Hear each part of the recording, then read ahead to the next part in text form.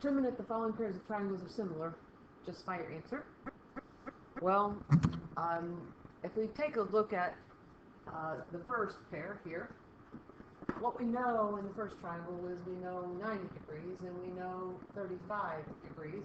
And if we add those two together, we end up with 125 degrees.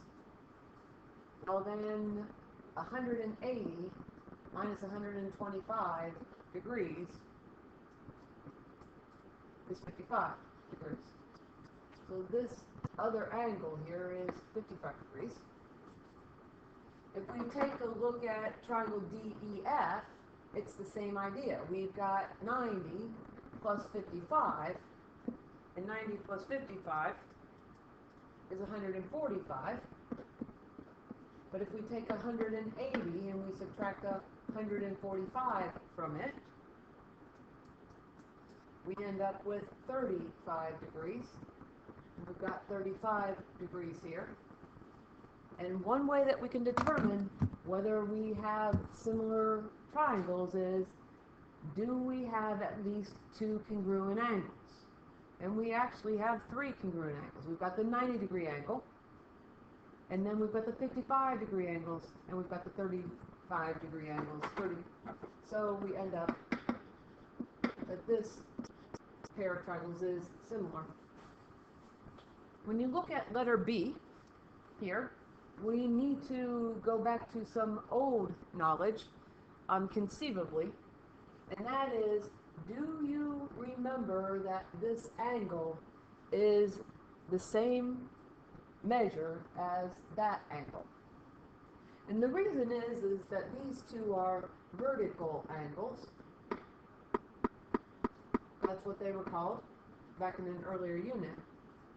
But what we've got the 90-degree angle, which is the box, and we have those vertical angles. So what we can say is we can use our angle similarity. In other words, we've got two congruent angles of one triangle are congruent to two angles in another triangle, and therefore that makes those two triangles similar.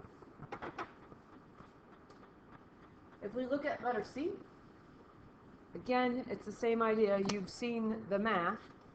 If we take 66 plus 58, we end up with 124. And then we can take 180 minus 124, and we end up with 56. So here's our third angle. And over here, in this purplish colored triangle, we can take 66 plus 62, and we get 128. And then if we take 180 minus the 128, we end up with 52. So here's 52.